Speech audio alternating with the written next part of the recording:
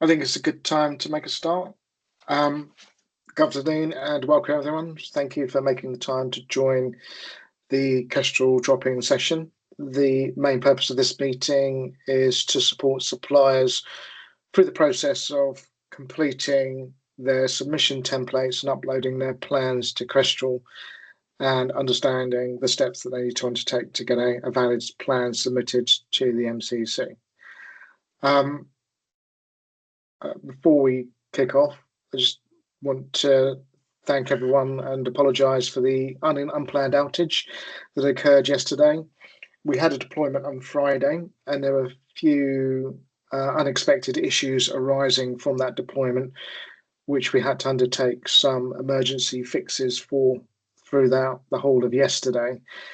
Hopefully it wouldn't have impacted people too much because you would have already downloaded your plans. And we also took the opportunity to make a couple of additional enhancements while we had the outage yesterday. So again, once apologies, but Kestrel is back up and fully running and fully flying at the moment. Just open up the floor to any questions. Has anybody got their hand raised or wants to ask a question?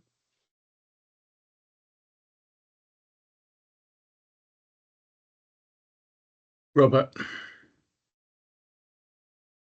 Hello.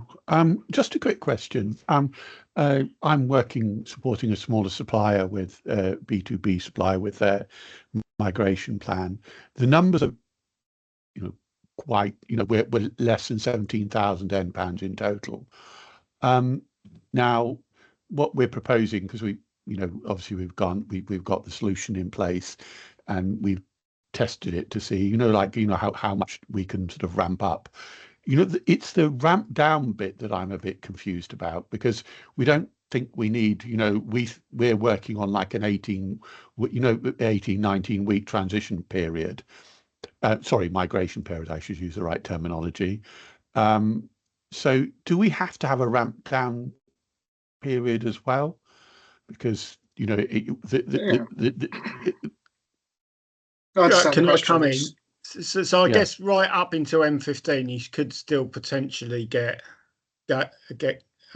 customers on change of supplier. So that's why everybody gets a ramp down. Well, if you're under envelope rules, you'll get an envelope right the way through. But certainly for your 17,000, if you can do them all. Presumably you're de minimis in some LDSOs. If you can, all of them.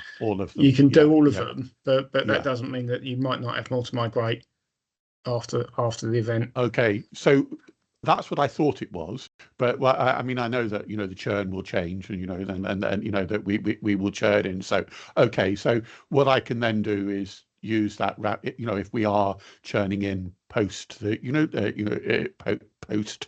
Unmigrated MPANs that are post our completion of our initial plan, we can do we need to put any volume in that? Because obviously I'm trying to match up the numbers with the LDSO numbers that you and that you've provided. So do we have to So in the submission rules, yes, you need to match the portfolios of each of your LDSOs. Yeah. So the other reason that we have a ramp down in the migration framework is that we have to consider that various different suppliers may encounter data quality issues with some of your migrations.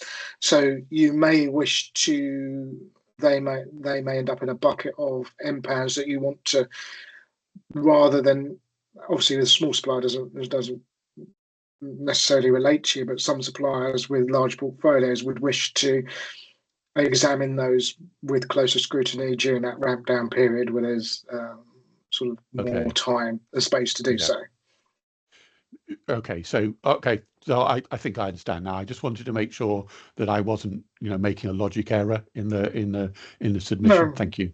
Yeah. And in reality, probably highlighting an important point, this plan at the moment is a forecast, and it's based on what you know at the moment, what we all know in terms of those portfolios. As we all know, the market and the environment changes and your customers change, and which is why one of the key reasons that we will refresh those envelopes and those submission templates every 2 months in those planning cycles to get that fresh view and to take that into account. So it's ever getting more accurate to the point at which you start. Thank you. Thank you. Okay. Okay, Ben, do you want to come in?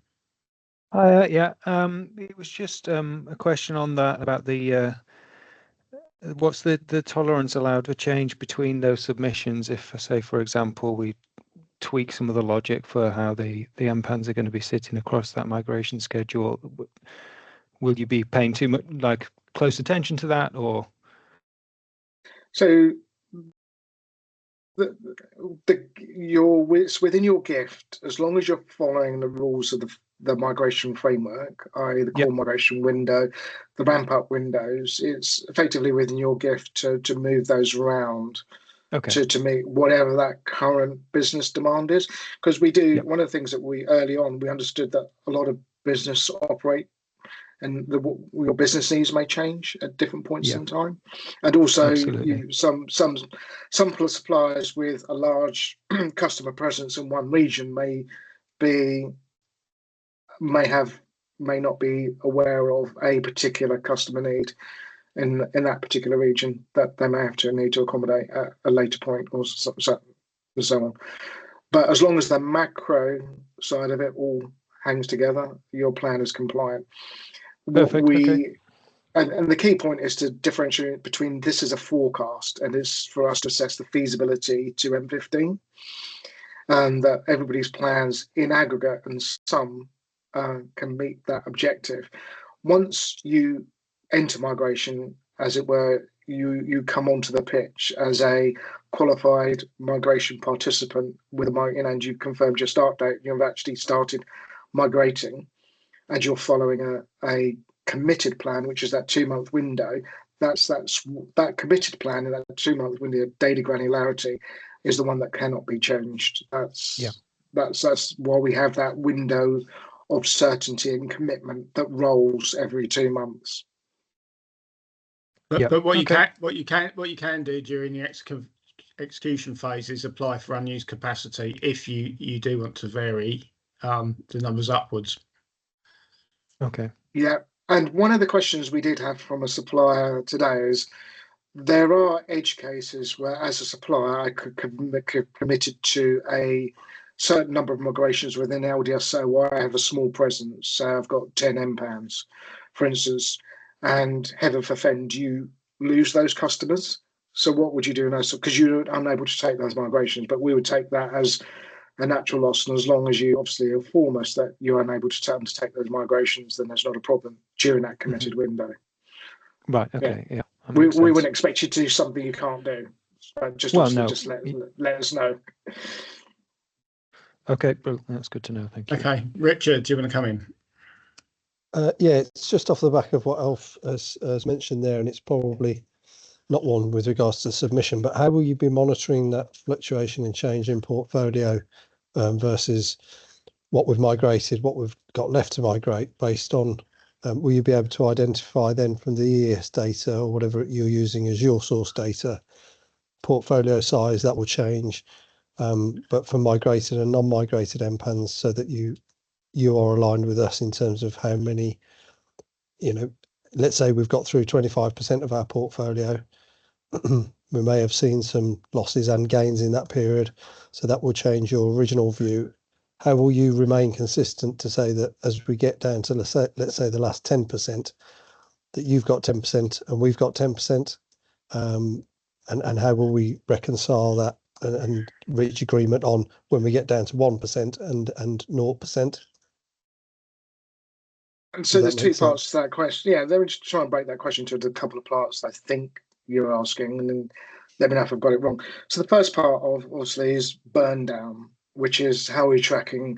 Are you on track to achieve the objective of migrating all your MPANs by M15? And I think we will have a view that, as we said before, we'll be refreshing from EES, and that will give us an accurate view of what your migrated MPANs are versus your unmigrated MPANs, and we'll be able to track that and produce reports on that basis. As we get to closer and closer towards 10% and almost 100% completion, that's where the fine tuning will come in, and I think we will operate slightly differently in that environment because it is getting down to those final few. So in terms of how we manage in the early days with the larger number of MPANs, it'll be slightly different to when we get to those smaller numbers and those, especially where there's data quality issues. So we have probably a different set of metrics and governance in terms of how we do that. That's something that we will explore once we've started migrating to try and fine tune. But is there any sort of thoughts that you had on that, Richard? Well, I think it's just that, obviously we see a discrepancy between the data you've supplied in Kestrel from your extract and what we have as our portfolio. So therefore, we just want to ensure that there's the ability for us to, mutually reconcile and agree that if we think we've migrated all of our MPANs, we would like you to agree, and vice versa. Okay, understood. So effectively, it's at that cut-off point where you're getting close to zero, we could run a daily extract, and we'd have to think about a procedure where we would get that view to effectively reconcile and confirm that as of this date you have 0 MPANs barring any cos gains. Yeah, because currently the cadence for the ES data is monthly, so there will always, it is a movable feast, but we can derive migrated versus non-migrated from that data. And in reality, what we would probably do, just thinking off the top of my head and probably open to challenge, is that we have an unused capacity allocation process. So if you've got a cost gain that's unexpected during that period, you just would avail yourself of that to be able to undertake those migrations in flight, as it were, rather than waiting for the next planning round. So I think the framework does cope with it, but again, it's more fine-tuning of the process. I think it'd just be interesting to see, again, just from so we can understand what operational requirement or demand there might be for us to be able to do that with you. I know, this is further down the line, but it would be good to start to see what that thinking might look like in terms of that fine-tuning and that close-out phase. Thank you. Yeah, I think it's definitely more around the unused capacity allocation process and the inverse, which is we've migrated all of our MPANs because of these losses, and this is the reason why, and then we can do a confirmation at ES ourselves. So I think that's kind of a mini process, but again, I think it's a good point. Thank you, Richard. Martin. Hi, Alf. Thanks. Or maybe Kevin, I don't know quite which one of you is going to answer that. What day did you take your extract from EES for this envelope? What day are you going to take it going forward? Is it going to stay the same? Are you going to publish it? The reason I ask is I've just got the validation results back from our envelope that we've tried to put back in, and it's failed on almost every LDSO on the basis that we don't match up by numbers. So we're more than 500 out, which doesn't surprise me. So understood. And I don't know how we're ever going to get to a position where we'll meet those numbers other than by just lying and saying, oh, we've got these MPANs when we haven't, or vice versa if we've got too many. So again, this goes back to my point at the top of the meeting, which is this plan at the moment is a forecast because the world does change over time, and what we're looking to do at the moment is ensure that we've got a plan that hangs together and is feasible to achieve the objectives to get everybody as a complete industry across the line by M15. And obviously we do know that plans change when rubber hits the road, but for you, what we've done is take a cut of the EES data as of the end of April 30th. Right. And what we always will seek to do is to take the latest available extract at the point we do it, because there's a bit of machinery to get us that data from EES that goes through a process. So we can only take it once every month, and it is literally at the end of the month that we take it. Okay, so it's always going to be at the end of the month. As close to, because we may not always be able to get. It may have been the previous end of the month, so it depends on and whether it's a delay in us getting that data. But we will always seek to get the latest. Okay, so we took our extracts when Kestrel was put live. So was that 14th of May, something like that? Yeah. For this process. So we're 14 days out, and Yeah. and we're out sufficiently in terms of MPAN numbers that the VO14 fail rule has failed on pretty much every LDSO. So if you look at the tab, LDSO counts, that tells you what the MCC has used to construct that submission template. Yeah, I get it, but our systems don't match that. Okay, understood. And that's something we've always wrestled with. So in the initial days when we were discussing with industry how to construct the framework that was fair for everybody, we always knew that we had to take a point in time because it's not a dynamic system, because we have to level for all parties. And so therefore we have to take a point in time snapshot view of it. And we've tried to accommodate as best we can with tolerances and variances to do that. But your specific case, your greater than 500 deviation is the problem. So that even with that deviation, you're not able to fit within that tolerance. Nope. So the only thing we can do to give you a forecast is to give you a forecast that matches your numbers. So we'll just have to make up some MPANs. Yeah. So we don't have those MPANs.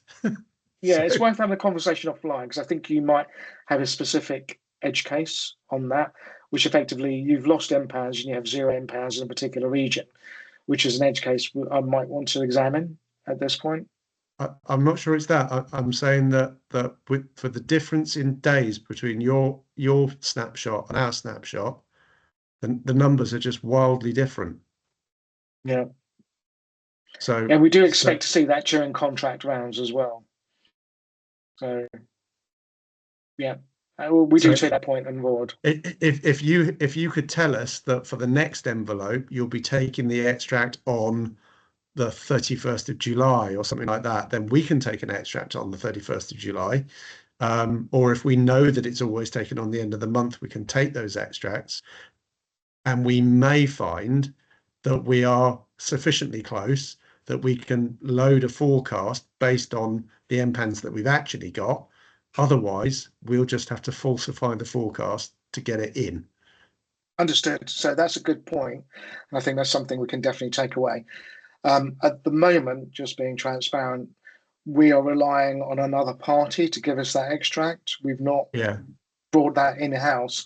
So once we've decoupled that dependency, we can have a deterministic date upon which we can make that extract. So so we're looking to do that at some point in the future. I think that will, from our perspective anyway, that will make it better, because at least we've got the best chance of matching up. But then going back to what you were saying earlier about data quality issues, there will still be discrepancies, and I hope that the discrepancies will be small enough that with your V14 validation rule we can get our forecast in. But if we can't, the only thing that we'll have to do is just bluntly lie. I do get your point, and I think this is part of this exercise. I think you've really highlighted the importance for at the very least, to be able to publish a priori to us generating submission envelopes which EES data extract we're using, and then you can make the cut at the same time. So I think that's a critical component. Yeah, we'll definitely seek to do that. It's a little bit difficult. I'm not going to make excuses, but we'll put that in the backlog. Thank you. Robert, do you want to come back in?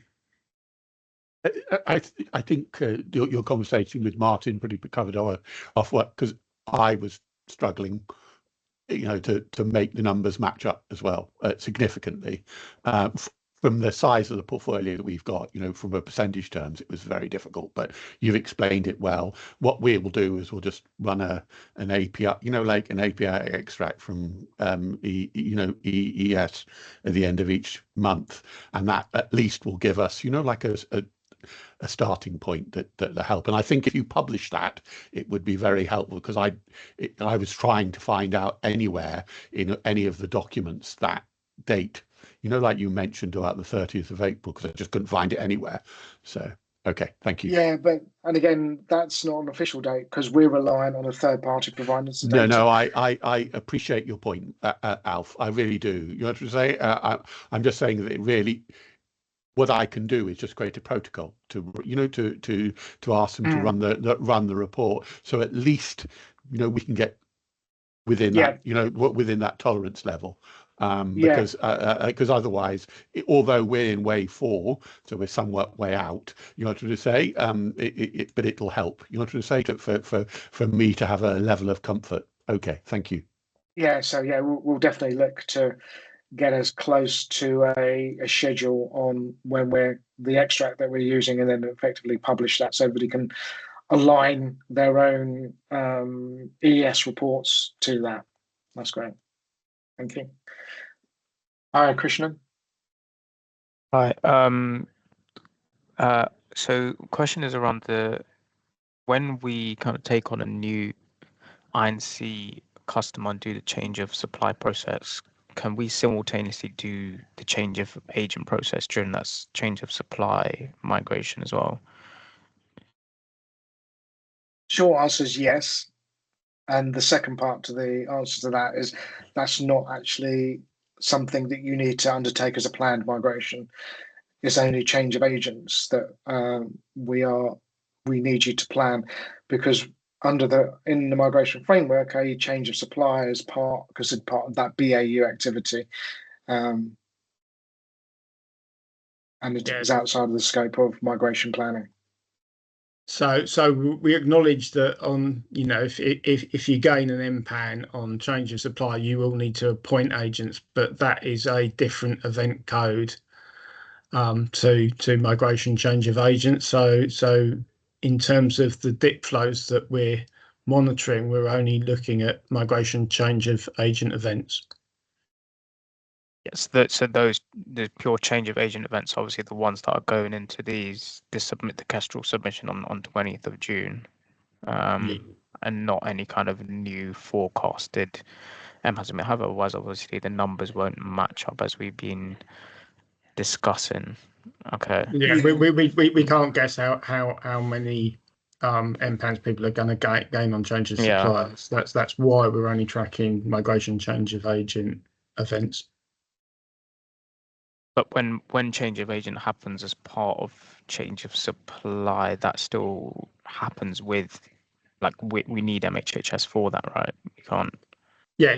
So if you gain an MPAN, you're obviously going to appoint agents to that MPAN, but the event code for doing that is different from the event code for just a migration change of agents. So we're only going to be tracking migration change of agent events. Yeah, so the event code for migration change of suppliers, MCS, was the ones we're interested in as MCA. So even though you are changing agents as part of a change of supply, that consequential change, that appointment is not considered as part of the migration flows that are going to impact the overall volumes that we're controlling.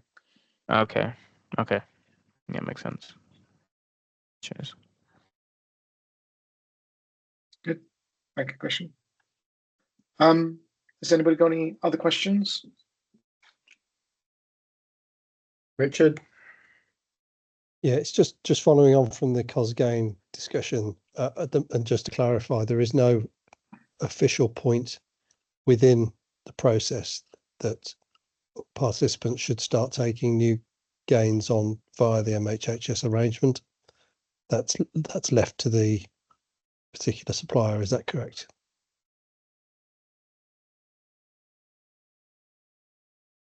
I think the expectation was from M14 when everybody's qualified that you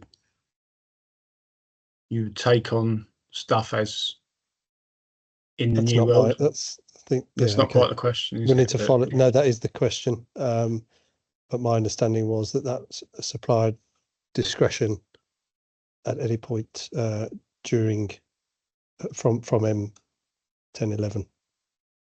We just need to be clear on. We just need to be clear on that one. Yeah, understood. So you can. Yeah. So the summary is you can have all your COS gains on legacy up until M14. But we can choose to take COS gains in the new arrangement at our discretion at any point from M11. Yeah, there's nothing stopping you as far as I'm aware, Kev. No, yeah. Not wrong as well. Okay, yeah. Thank you. Yeah, that's fine. Yeah. Good question. Has anybody any questions on the validation rules? Seems like they seem to have landed well. Any observations?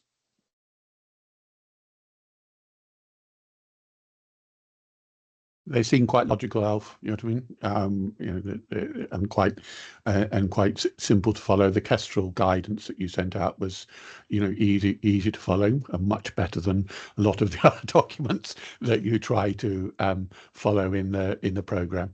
It's simple. Follow this procedure. And then you understand when something could fall out. To say and what you need to do about it. So I thought it was useful. Thank you. Thank you. Thank you. Appreciate the feedback. And as always, there is a feedback button, which I think tells you how to fill out an email.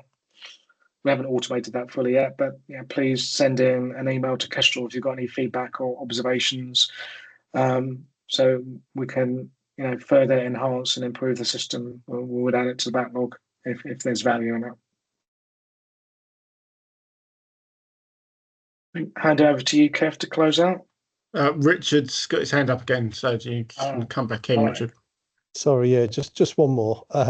It's with regards to the outage yesterday and obviously the release on Friday. As we move forward, people will become more reliant on the Kestrel tool. I guess just good to understand what we're doing to try and mitigate this type of situation happening again moving forward. What, the unplanned outage? Yeah, or understanding what the root cause was and what required the emergency fix, and how we're maybe not that particular point, but what will we do in future releases to maybe ensure that post-release there's no unplanned outages, etc. Yeah, I'd love to say this was a one-off activity, a one-off incident, and it's something that we did have mitigations already before, and without going into too much technical detail, we have a lot of automated procedures for that deployment of that infrastructure. And effectively, this was circumstances beyond our control to a large extent. What it has allowed us to do is to, one, test our DR capability, two, enhance our robustness of our DR and also the recovery point objective. So even if it does happen, it has less of an impact to participants. And furthermore, I think, yes, we can never, 99.9% uptime. There's no system that's 100% uptime, but, we will seek to get as close to that as possible. But yeah, I do take the point, but we do have very strong DevOps practices, maybe to assure you. Thank you. And I'm doing a delivery, so there you go. You can have a moan at me. And I guess the other thing is that it has allowed us to draft some comms that we can reuse if, in the unfortunate event it does happen again. We should be a bit slicker in letting you know. And yeah, we'll be setting up also a status page as well that people can check. That's not directly coupled to you waiting for comms as well. So thanks for the question, Richard. No, that's great, thank you. And it wasn't a moan, Alf, but I just think it was just is there any lessons that we can learn from this particular incident there's a lot that allows us to improve for future, because it will become more time sensitive, I think, as we move forward, won't it? That's all. I completely agree, and we've already implemented full root cause analysis and measures to improve. Yeah, we have done that 100%, as you probably would expect. Yeah. In Alf we trust. Thank you. Very kind of you. Okay, thanks everyone. Okay, we've only shot by a couple of minutes, but yeah, thank you very much, and we'll see you on the next one. Thank you, everyone. Bye. You.